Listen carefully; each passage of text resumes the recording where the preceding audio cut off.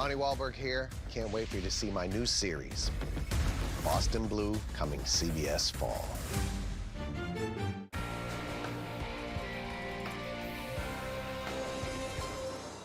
These are not the terror. She's fair. The only thing that matters in this particular courtroom, sir, is how I see it. Watch Equal Justice with Judge Ebony K. Williams. Weekdays on WZMQ CBS. Good evening, everyone. I'm Kevin Hodge. Tonight on your WZMQ 19 News, the death toll continues to rise as the search continues for the victims of the Texas floods. Plus, we speak with the Department of Labor and Economic Opportunity about a new economic playbook for the state. And we'll hear more about a plan in Baraga County meant to bring more housing to the area. Your 19 News at 11 starts now. Live from the UP, this is WZMQ 19 News at 11.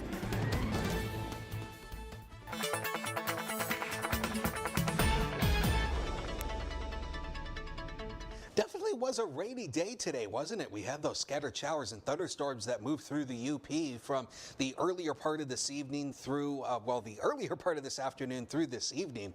But those have all tapered off. Going to get quiet tonight. Temperatures into the mid-50s, basically across the northern half of the UP, where we have a little bit of that lake breeze coming in out of the north, to about the lower 60s further to the south, so we'll be a little warmer southward. But cooler day tomorrow. Temperatures only in the mid-60s, but there is some more rain to go around. We'll talk about that in a few minutes. Dakota, thank you very much. In Texas, both the death count and the number of missing rose today as rescue workers continue to search for signs of life following the weekend's flash floods. This comes as some of the Camp Mystic campers who witnessed the flash floods and survived are sharing their stories. Nydia Cabezos has more. Officials in Kirk County, Texas, continue to search for those who remain unaccounted for in the wake of the deadly 4th of July flash floods. More than 100 people have been confirmed dead and many more are missing. Just in the Kerr County area alone, there are 161 people who are known to be missing. On Tuesday, Texas Governor Greg Abbott took to the skies to survey the damage of the area. 5 campers and 1 counselor from Camp Mystic, a girls' camp in Kirk County, are still missing. Among the young campers who survived, there are feelings of guilt. It's hard to hear because they were so young. I feel guilty that we were so safe and oblivious while they were living hell on earth. Lily and Paige Kummerfeld have gone to Camp Mystic for nearly a decade and were there at the time of the floods. It happened so quickly that no one really had time. For their parents, the hours-long wait to find out if their daughter survived the floods was excruciating. When I heard Lily's voice from the EMS phone, it was the sweetest sound I'd ever heard. She goes, "Hi, Mom, it's Lily." And it was the best sound. Questions remain as to whether more could have been done to alert the public as floodwaters rose rapidly. Kerr County officials say they are not focused on a timeline, but instead on rescue efforts. This team up here is focused on bringing people home. President Trump will travel to Texas on Friday. With at least 109 dead, this is one of the deadliest natural disasters in Texas history, and it now exceeds the toll from Hurricane Harvey in 2017. Today, the Senate held a moment of silence to honor the weekend's flood victims and their families. Local communities across Michigan could soon have a new tool to help weather major economic disruptions. Thanks to a $1.5 million grant, state leaders are creating a community transition playbook, a resource to help cities plan for plant closures, job losses, and the future of Michigan's economy. Our Michigan Capitol correspondent has more from the Department of Labor and Economic Opportunity. The Michigan Department of Labor and Economic Opportunity is launching a new project to help communities prepare for economic shocks. The Community Transition Playbook will be a resource that every community around the state will have access to. The Community Transition Playbook is being developed with a $1.5 million grant from the Ballmeyer Group. The effort is led by the Community and Worker Economic Transition Office to guide communities through events like factory closures or business failures. Director Jonathan Smith says the goal is to give local leaders a roadmap. How to start thinking about, responding to support workers, how to get out ahead of any downstream impacts to municipal revenue or to critical infrastructure. The playbook will be built in 3 phases, starting with simulated workshops that test how cities respond to sudden closures. A draft version will be piloted in a small group of communities, including some in the UP, with a final statewide version expected next year. It's not about creating a state solution and trying to impose it everywhere, but really trying to use our ability to get data and resources to local communities so that they can be more successful in implementing their own plan. The initiative grew out of dozens of roundtables held across the state. Leaders from more than 40 counties said they know their communities best, but need data, frameworks, and state support to take action. When a large employer closes shop in a community, it doesn't just impact, the city manager or the municipal staff. It impacts everybody in that community. The state says the goal is to have the final playbook available to every community in Michigan in 2026. From Michigan's capital, Sophia Murphy, WZMQ 19 News. Soon you might be able to leave your shoes on at the airport. It's been confirmed the Transportation Security Administration is phasing out its nearly 20-year policy requiring airline passengers to remove their shoes at TSA checkpoints. The plan is getting a slow rollout at several airports across the country. It's expected the TSA will let the old shoe removal policy expire. Already, if you were a pre-check flyer, you weren't taking your shoes off. And at peak times when they would bring a dog through the line, people weren't taking their shoes off, even in general security. And there's been an argument for a while that the body scanner technology that people go through in general security is sufficient enough to detect threats. TSA is also developing additional scanners that are even better at sensing it. The policy went into effect back in 2006, several years after Richard Reed tried to blow up an American Airlines plane with explosives hidden in his shoe. His attempt was unsuccessful, but pointed out a weak spot in security screening measures. The village of Lance and Baraga County are adjusting its housing plans to allow for more accommodation and to fit the needs of those already living in the communities. WZMQ's Andrew Hans has the details. Since 2015, the village of Lance and Baraga County have been under the same target market analysis housing plan. Village manager Bob Lefebvre points out that housing demand is a lot different than it was 10 years ago. A lot's changed. We all went through COVID, and the market itself has changed over that time too. And so we had an opportunity utilizing some funds through MIJDA and working with the Lance Area Community Development Corporation and the Western UP Planning and Development Region to get a new one done for the village, but also for all of Baraga County as well. Throughout the United States, housing prices as well as the average type of buyer and the need for housing has shifted. These community partners have gathered that data at the local level to adjust to those changes and adapt the region's market overall. To get a real solid inventory of what we have and what people are willing to pay for, but also take a look at the types of buyers that are in our market that maybe weren't there 10 years ago, or maybe there have been some shifts in the types of buyers that already exist in the community. With the new numbers, Lefebvre says it can greatly impact the construction industry in the area. With this type of information, it should help those that are in the development community, which are folks that are either contractors, people who are putting projects together. Another main focus of the new TMA is to bring in more opportunity for those looking to settle into the area. Maybe a new teacher or a new nurse at the hospital. They're looking for that $150,000 a year housing that just doesn't seem to be really available. So how do we make sure that that type of housing is easy to build in our community so we can meet those demands that we know exist out there? The new plan will be in place in the near future once drafting has been finalized. In Lance, Andrew Hans, WZMQ 19 News. Marquette's Texas Roadhouse had plenty of law enforcement on scene this afternoon, but not for emergency reasons. The Law Enforcement Torch Run Committee often reaches out to communities for their support towards athletes competing in the Michigan Special Olympics. Tonight, Texas Roadhouse brought in various officers and first responders to help wait staff by serving bread, drinks. They even learned how to line dance. Rain or shine, the event saw departments from all over the area, from NMUPD to Escanaba Public Safety. It was raining here, cats and dogs, a little bit ago, and everybody stayed. We had people outside, We had one of the Marquette County Sheriff's deputies walking people back and forth with an umbrella. We've got a lot of vehicles with lights on. I guess there's been a lot of people a little concerned what's going on at Texas Roadhouse today. It's just a fundraiser for Law Enforcement Torch Run for Special Olympics. 10% of all food sales made throughout the afternoon will go towards the Michigan Special Olympics. Dakota Hunter has your first warning weather forecast when we come back. Plus, in our continuing coverage of Pioneer Days, we'll tell you about today's book signing. And then we'll switch to today's car show where vintage automobiles were on display. We're back in just a couple minutes. 19 News is brought to you by Kirkish Furniture. John's Auto is quickly becoming everybody's favorite place to get their car fixed. John's Auto is quickly becoming everybody's favorite place to fix their car. Was that right? For a better service experience, come to John's Auto Market.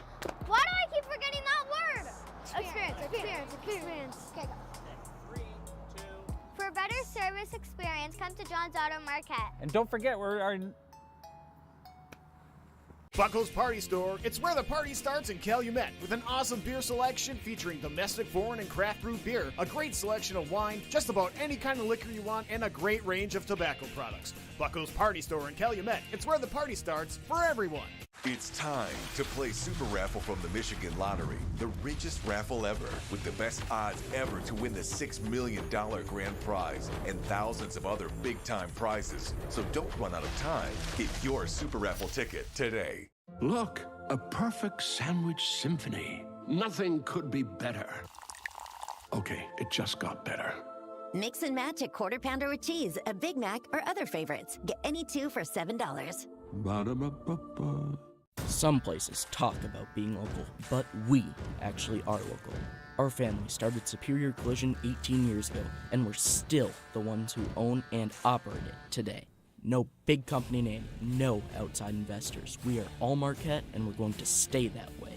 We are part of this community, and we are proud of the work we do. You can choose to go to a corporate body shop, or you can stay local and go to Superior Collision, Marquette's local hometown body shop. The world's longest running prank show is back.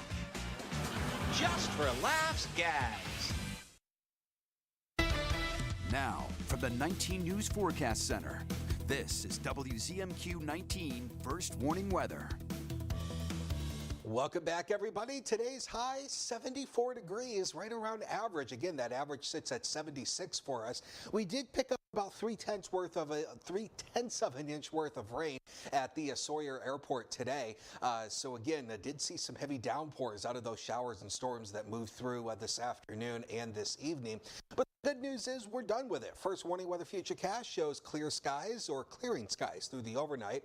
That's your morning commute tomorrow, 8 a.m. Looking pretty good here. We'll see some sunshine mixing in, but there will be some clouds dotting the sky from time to time.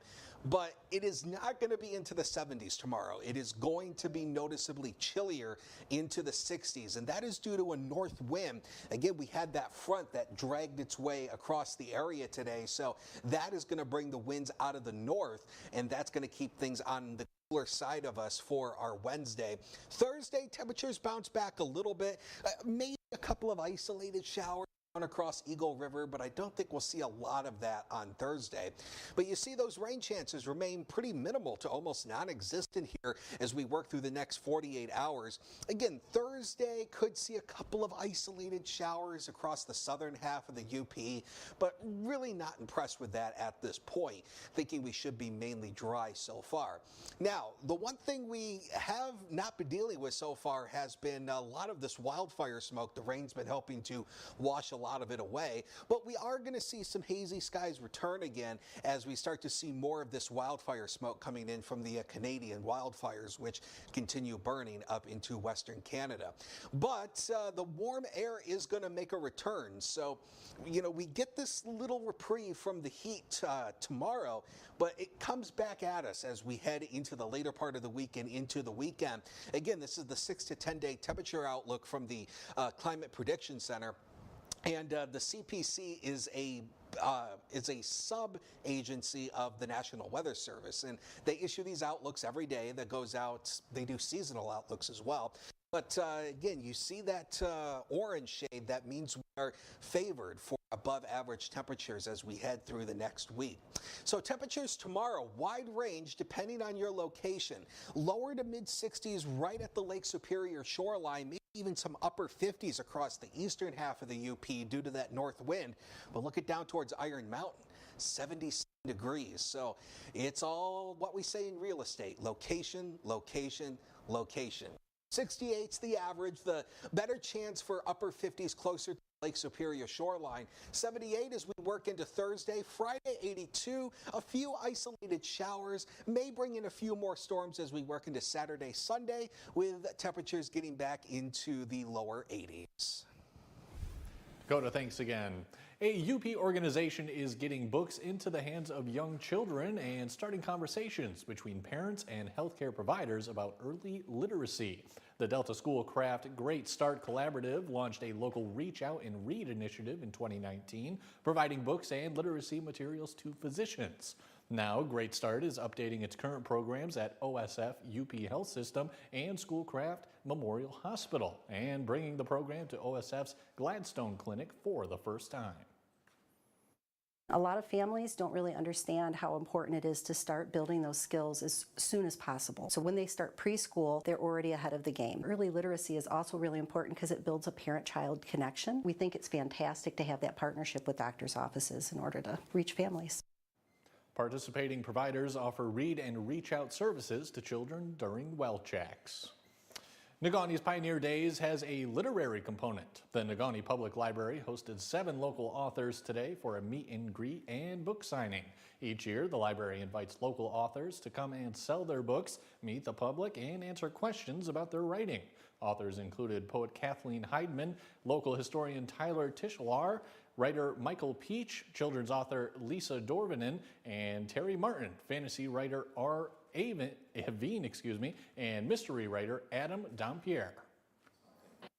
It's tough to kind of stand out in the digital marketplace where there's millions and millions of books, but this is a much more personal connection where they can come talk to us, see the covers, read the back, kind of get that personal interaction between author and reader, which is very cool.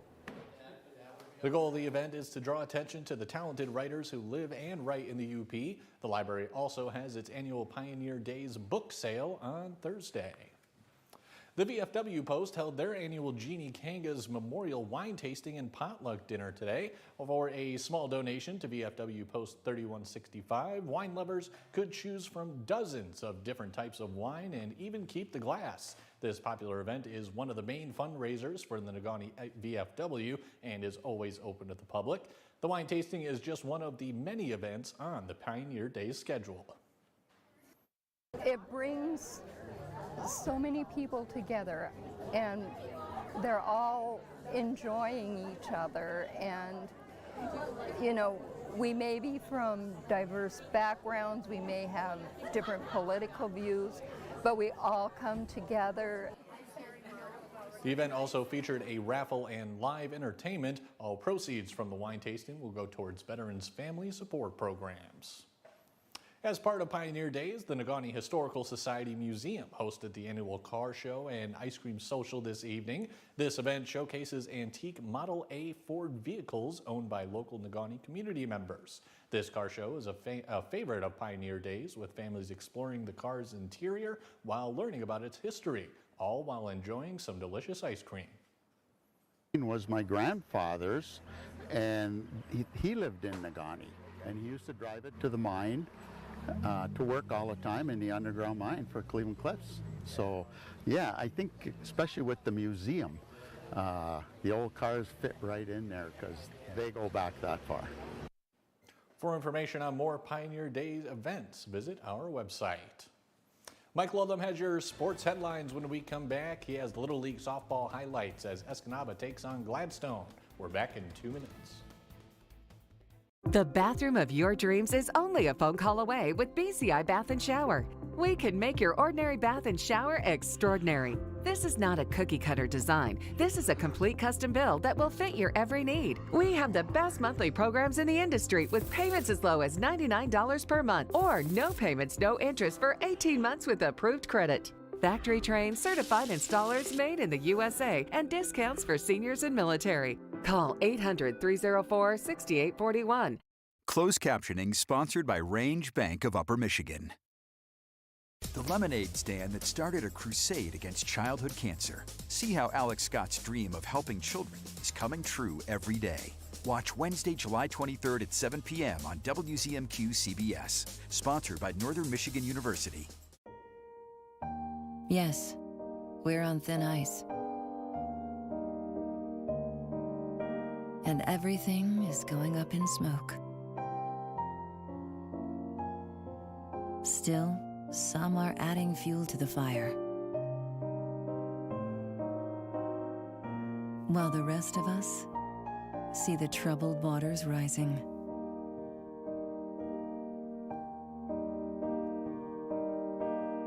Our planet is under the weather. But when the going gets tough, the tough get, well, you know. Because in the heat of this moment, we're not about to lose our cool.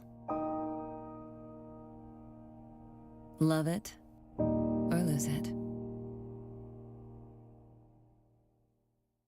Top investigators and police use the latest forensic science to uncover the truth and solve real cases. The devil is always in the details. Forensic Factor.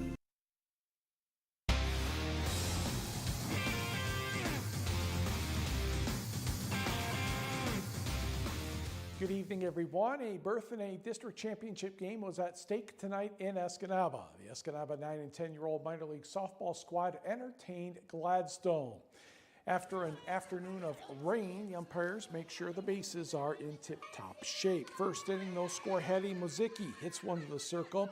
Maya Hughes hesitated over the first baseman's head. 2 runs will score on the play, including Mozicki, who gets around for one of those unofficial but official Little League home runs, and Escanaba has a 2-0 advantage.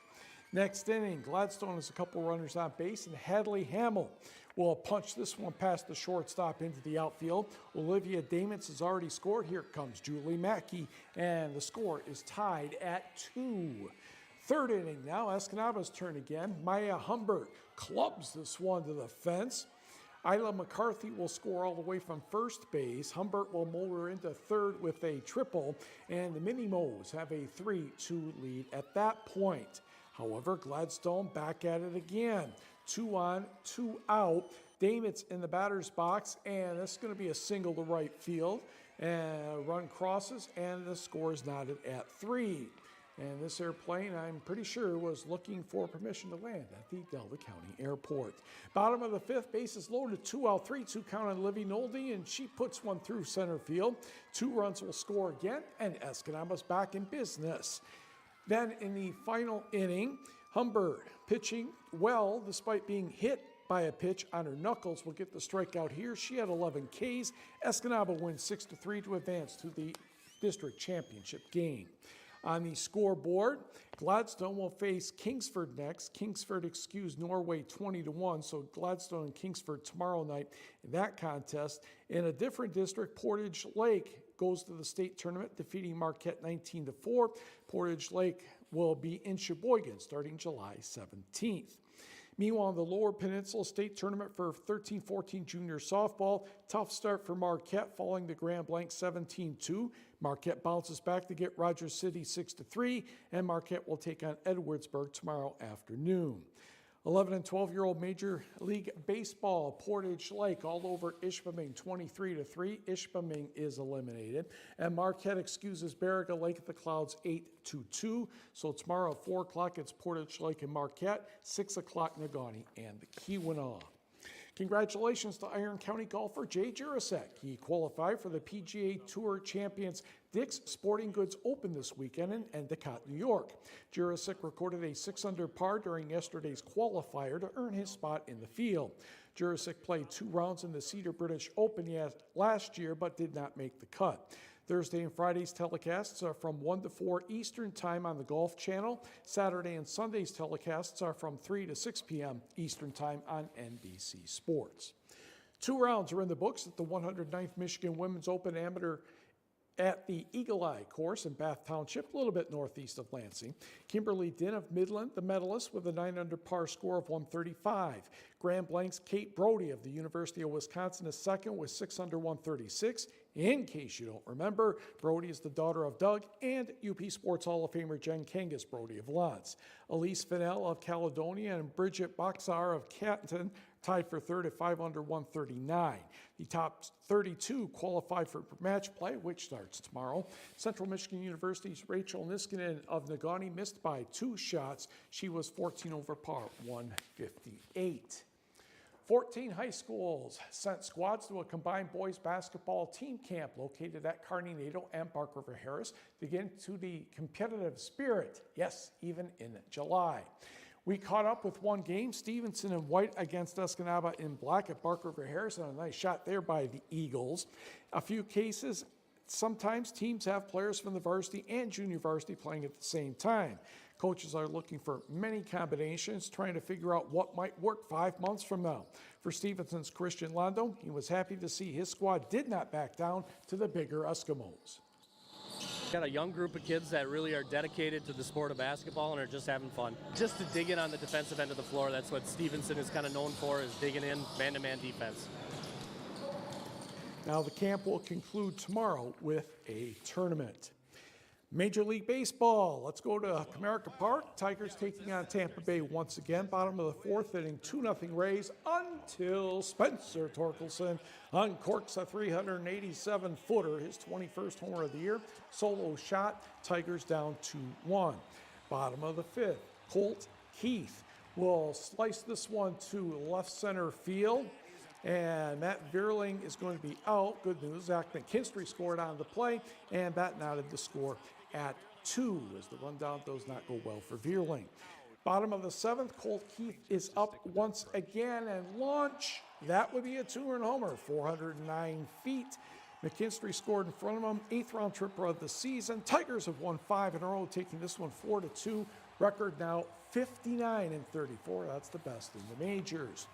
Turning to the Brewers, looking to give the Dodgers another loss. And we will start this one in the 1st inning, 3rd pitch of the game, and Shohei Ohtani, not good news for Jacob Misiorowski. But that was the only mistake he made in 6 innings. He gave up just that 1 run, 4 hits, and he had 12 strikeouts. Bottom of the 4th inning, Andrew Vaughn will be in the batter's box for Milwaukee. And this one is going deep to center field for a base hit. Jackson Churio to 3rd. William Contreras scores, and we are knotted at 1. To the bottom of the 4th, same score. Isaac Collins to left center field. That gives the Brewers the lead. Jackson Churio scores. Unfortunately, Vaughn is tossed out on the play. It was 2-1 Brewers after 6 innings. They go on to win 3-1. The Dodgers have lost 5 in a row. And Amanda Anisimova has defeated Anastasia Pavlyuchenkova at Wimbledon today. She won 6-1 in the first set, and she won the second set 7-6, 11-9 in the tiebreaker. So she moves into the semifinals for the first time, and we will be right back. It's that time of year again. It's Christmas in July at Richardson Jewelers, downtown Marquette. Christmas has come early for our customers the entire month of July. It's our biggest store-wide sale of the year, with up to 60% off. That's what I said, up to 60% off. Loose diamonds up to 50% off. Santa has come down the chimney at Richardson Jewelers, downtown Marquette. Richardson Jewelers. Power up your summer fun with the power of choice. Toyota's lineup offers the most electrified hybrid and all-wheel drive choices out there, like the best-selling RAV4 and the super fuel-efficient RAV4 Hybrid. Now get 4.99 APR financing on a new 25 RAV4 or 5.99 on RAV4 Hybrid. Or lease this gas-powered RAV4 for $309 a month with 2 years no-cost maintenance included. That's the power of choice. Toyota, let's go places. What's bothering Archie? Politics. What the Supreme Court says ain't got nothing to do with the law. How to raise children. Get out of here! Door tap. Goldfish. Come on now, I draw the line on goldfish. See what's bothering Archie on All in the Family. Sundays from 8 to 10 on WZMQ Me TV. Escanaba reporter Lily Simmons on WZMQ 19 News. Tonight's sports is brought to you by the Window Store. Why should you consider re-siding your home? Your home is the largest investment you'll make. Protect it with new siding installed by the experts at the Window Store. We offer a range of affordable, high-quality siding options, including premium ABC seamless steel siding with attractive financing options available. And we install all winter long across the entire UP. Schedule your appointment today and enjoy the Window Store experience for yourself. Your clear choice is the Window Store.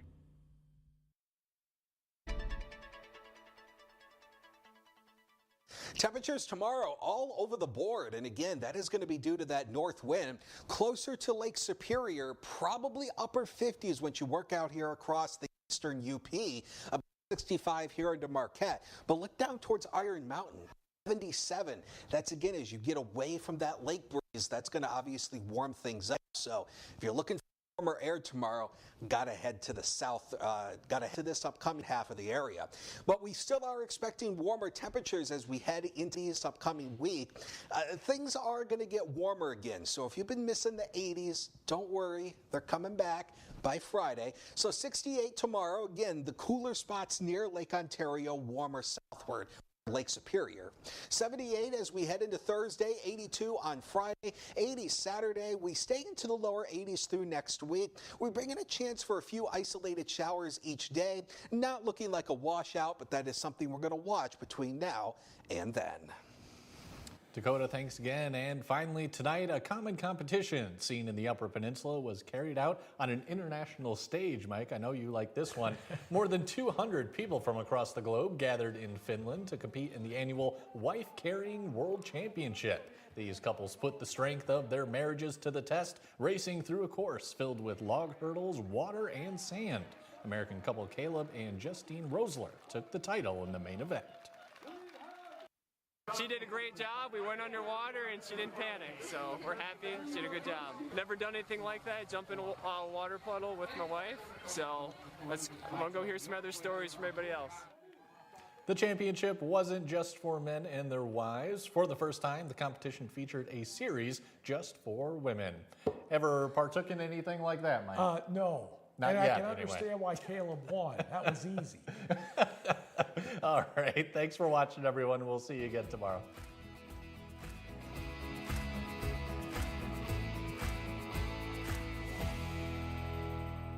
Shop our huge selection of Amish-crafted dining room sets at Kirkish Furniture in Houghton. Browse our large in-stock collection and customize with a special order. With 1-year no-interest financing available, plus free delivery. Shop Kirkish Furniture today.